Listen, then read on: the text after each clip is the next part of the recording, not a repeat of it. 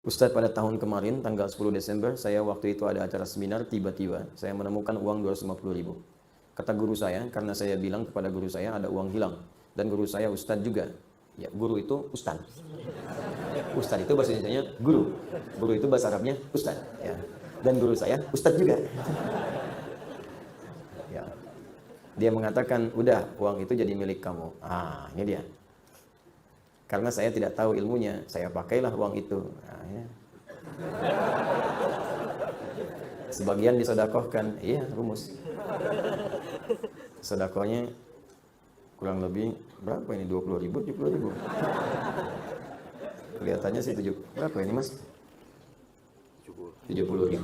Nemu 250, baik. Sodakoh 70, 180 pakai sendiri. Sisanya dipakai oleh saya. Bagaimana Ustadz hukumnya? Apakah saya berdosa? Baik. Salam, kanggo Ustadz di Komosong. Baik. Harta temuan itu, kalaupun ingin diambil, sebelum diambil, dipertimbangkan dulu resiko. Ada dua cara.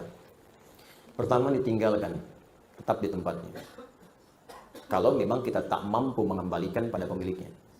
Karena hukum pertama barang temuan itu, dikembalikan pada pemilik. Bukan digunakan. Apapun itu. Nemu tas, nemu dompet, ya, nemu uang, dan sejenisnya sekiranya berharga. Kalau kotoran nggak usah, gitu kan, yang sekiranya berharga. Keciliwung nemu sesuatu, ya udah biarin aja itu mah ya. Nah, ini yang kiranya berharga.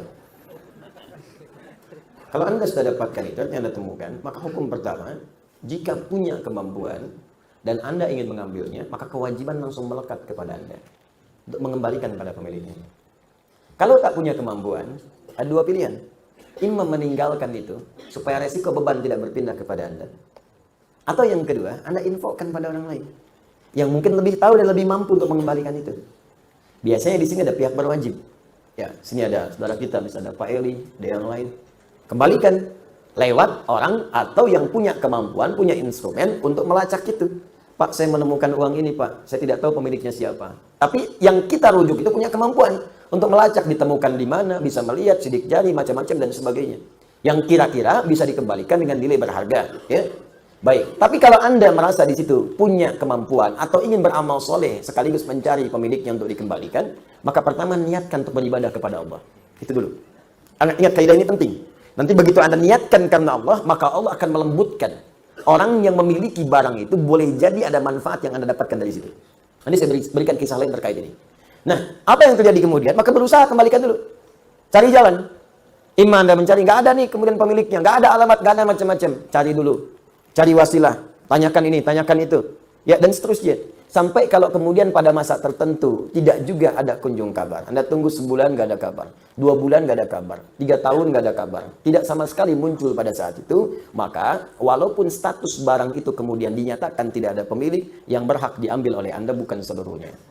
2/3 Anda sedekahkan, 1/3 Anda ambil. Jangan diambil semua. Ya, berikan kepada yang lain dulu. Hak yang lain berikan, Anda ambil sebagiannya. Jelas sampai sini? Baik. Tapi yang saya katakan sekali lagi, lebih baik kalau pun tak mampu, Anda serahkan kepada yang punya kemampuan untuk merujuk. Tapi kalau Anda kira-kira punya rasa kayaknya si fulan nih, Anda ambil dan niatkan kepada Allah. Di situ nanti ada hal yang sangat indah. Pernah terjadi kejadian, seorang pejabat di Indonesia umrah, membawa uang cukup banyak, 3 miliar di kantongnya. Ya, pakai dolar dia bawa itu. Ini kisahnya cerita langsung ke saya. Begitu kemudian teman-teman didapatkan itu, ketinggalan di bandara. Ya karena dia mau niat ibadah, ya sudahlah, biarin aja gitu kan. Dia jalan aja, sudah macam-macam. Tiba-tiba ada yang ngantarkan. Pak, katanya saya menemukan ini kayaknya punya bapak nih. Dia, oh iya betul ya, katanya punya saya ini. Nih, silakan. Udah begitu dia buka utuh semua, gak ambil gak dapat. Tiba-tiba diambil 20.000 dolar, langsung diberikan. Pak, bawa aja nih, silakan. Silakan katanya. Jangan Pak, saya karena Allah, bukan. Memang Anda kerjakan karena Allah. Nah, ini bagian terima saya. Syukur saya kepada Allah, berterima kasih kepada Anda. Diambil 20.000 dolar, diberikan kepada dia. 20.000 dolar, 260 juta, langsung ambil. Berikan. Banyak kejadian begitu. Ada dulu yang ketinggalan seorang orang soleh, dermawan, orang kaya. Ketinggalan teman-teman sekalian, mutiara, hadiah untuk putrinya. Ya, jadi putrinya memasuki usia-usia yang cukup baik, usia sudah layak menikah, ketinggalan kemudian. Di sebuah toilet masjid. Jadi dia masuk toilet, tempat ada yang mengatakan tempat wudhu, ini kisah nyata. Jadi begitu dia berwudhu, selesai, dia lupa ngambil itu. Sholat dia kan, pulang-pulang, dia kaget kan, hilang, tidak ketemu. Balik lagi ngecek, juga nggak ada. Ternyata tiba-tiba ada yang mengetok pintu, seorang pemuda datang ke rumahnya. dan mengatakan, saya menemukan ini, ada mutiara, ada macam-macam, dan saya melihat ada kartu di sini menunjuk kepada alamat ini. Saya pikir mungkin kartunya tidak penting, tapi saya lihat mutiara ini nampaknya sangat penting bagi Bapak. Silahkan Pak dicek lagi apa ada yang hilang atau ada hak-hak yang belum saya kembalikan. Begitu dibuka semuanya utuh. Apa yang terjadi? Dipanggil putrinya. Ketika dipanggil putrinya, dia katakan, nak, Bapak ingin memberikan hadiah ini tapi tertinggal tadi di musola, tiba-tiba datang seorang pemuda mengembalikan ini.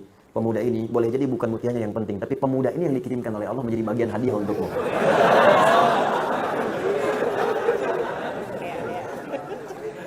Makanya kalau nemu mutiara,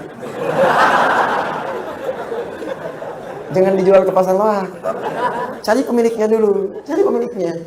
Ya, dia siapa tahu dia masih punya cucu, masih SD. Memang untuk dia, mungkin jodohnya anak antum di kemudian hari.